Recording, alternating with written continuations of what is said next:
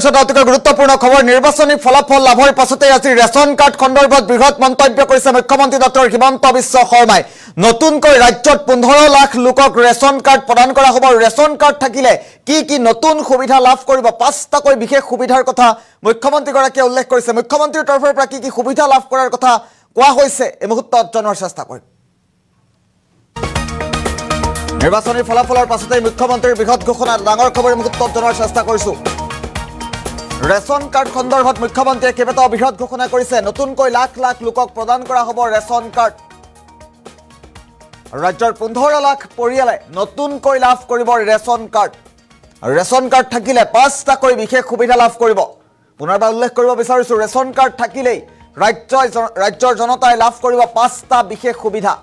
বিনামূলীয়া চিকিৎসাৰ পৰা বিনামূলীয়া ৰেচনৰ সুবিধা পাব লাখ লাখ পৰিয়ালে যদি আপোনাৰ ৰেচন কাৰ্ড আছে কেইবাটাও সুবিধা লাভ কৰিব প্ৰায় 5 লাখ টকা পৰ্যন্ত বিনামূলীয়া চিকিৎসাৰ সুবিধা ৰেচন কাৰ্ডৰ হিতাধিকাৰীলৈ বিনামূলীয়া ৰন্ধন গেছৰ সুবিধাও পাব ৰেচন কাৰ্ডৰ গৰাকীয়ে জীৱন বীমাৰ সুবিধাও লাভ কৰিব ৰেচন কাৰ্ডৰ হিতাধিকাৰী এটা গুৰুত্বপূৰ্ণ খবৰ এই মুহূৰ্তত আৰু দুৰ্ঘটনা হলেও ৰেচন কাৰ্ডৰ হিতাধিকাৰীয়ে লাভ কৰিব আৰ্থিক সাহায্য নিৰ্বাচনী ফলাফলৰ পাছতে মুখ্যমন্ত্ৰীৰ বৃহৎ ঘোষণা এটা গুৰুত্বপূৰ্ণ খবৰ এই মুহূৰ্তত জনোৱাৰ চেষ্টা কৰিছো ৰেচন কাৰ্ড সন্দৰ্ভত কেইবাটাও বৃহৎ মন্তব্য কৰিছে ৰাজ্যৰ মুখ্যমন্ত্ৰী ডক্টৰ হিমন্ত বিশ্ব শৰ্মাই ৰেচন কাৰ্ড থাকিলে লাভ কৰিব কেইবাটাও বিশেষ সুবিধা দুৰ্ঘটনা হলেও যদি আপোনাৰ ৰেচন কাৰ্ড আছে তেতিয়া দুৰ্ঘটনা হলেও আপুনি আৰ্থিক সাহায্য লাভ কৰিব চিকিৎসাৰ বাবে আৰ্থিক সাহায্য লাভ কৰিব ৰেচন কাৰ্ড থাকিলে আৰু ৰেচন কাৰ্ডৰ হিতাধিকাৰীক মুখ্যমন্ত্ৰী গৰাকীয়ে কি বৃহৎ মন্তব্য কৰিছে আমি পুনে মুখ্যমন্ত্ৰীৰ মন্তব্য শুনোৱাৰ চেষ্টা কৰিম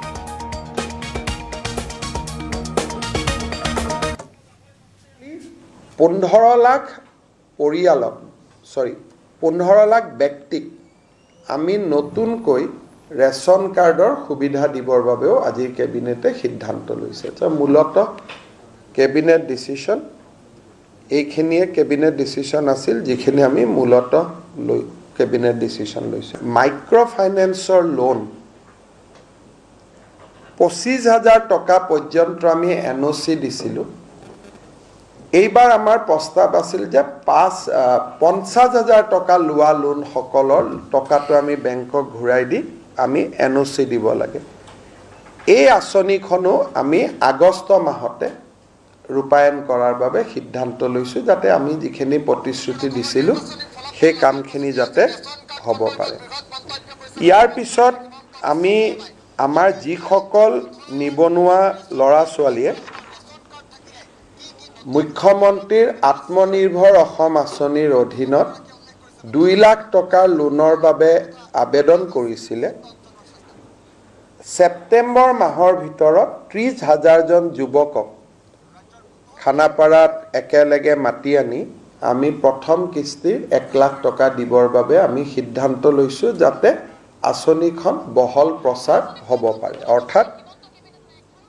খানাপাৰাত একেলগে প্ৰথম 30,000 যে সিলেক্টেড ক্যান্ডিডেট আছে প্ৰথম 30,000 সিলেক্টেড ক্যান্ডিডেটক আমি একেলগে মাতি আনি আমি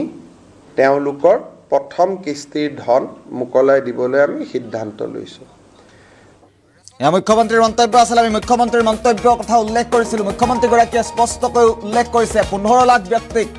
ৰাজ্যত নতুনকৈ ৰেচন কাৰ্ড প্ৰদান কৰা হ'ব দুৰ্ঘটনা হলেও ৰেচন কাৰ্ডৰ হিতাধিকাৰীয়ে লাভ কৰিব আৰ্থিক সাহায্য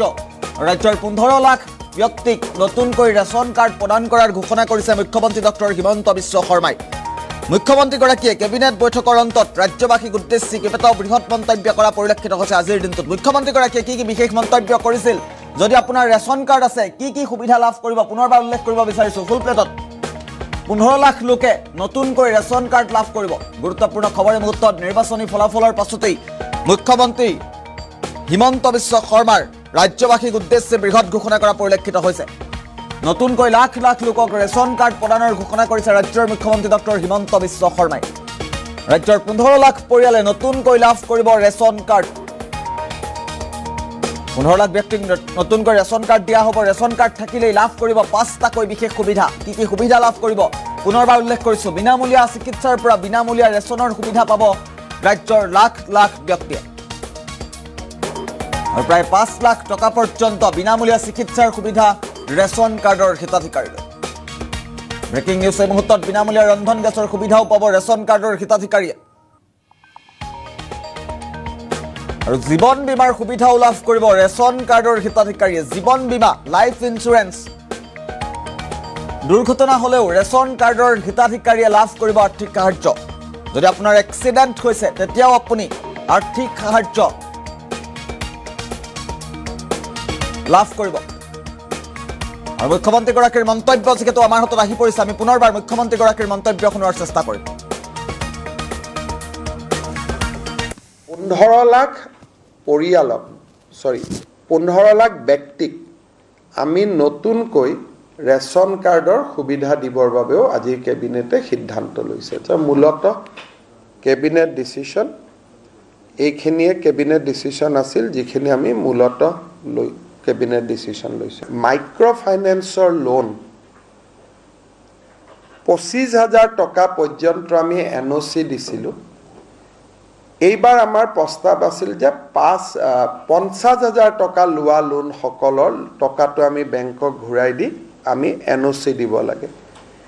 এই আঁচনিখনো আমি আগষ্ট মাহতে ৰূপায়ণ কৰাৰ বাবে সিদ্ধান্ত লৈছো যাতে আমি যিখিনি প্ৰতিশ্ৰুতি দিছিলো সেই কামখিনি যাতে হ'ব পাৰে ইয়াৰ পিছত আমি আমাৰ যিসকল নিবনুৱা ল'ৰা ছোৱালীয়ে মুখ্যমন্ত্ৰীৰ আত্মনিৰ্ভৰ অসম আঁচনিৰ অধীনত 2 লাখ টকাৰ লোনৰ বাবে আবেদন কৰিছিলে সেপ্টেম্বৰ মাহৰ ভিতৰত 30,000 জন যুৱকক খানাপাৰাত একেলগে মাতি আনি আমি প্ৰথম কিস্তিৰ 1 লাখ টকা দিবৰ বাবে আমি সিদ্ধান্ত লৈছো যাতে আঁচনিখন বহল প্ৰচাৰ হ'ব পাৰে অৰ্থাৎ খানাপাৰাত একেলগে প্ৰথম 30,000 যে সিলেক্টেড ক্যান্ডিডেট আছে প্ৰথম 30,000 সিলেক্টেড ক্যান্ডিডেটক আমি একেলগে মাতি আনি আমি তেওঁলোকৰ প্ৰথম কিস্তিৰ ধন মুকলাই দিবলৈ আমি সিদ্ধান্ত লৈছো ফাইনালি 15 লাখ পৰিয়ালক 15 লাখ ব্যক্তিক আমি নতুনকৈ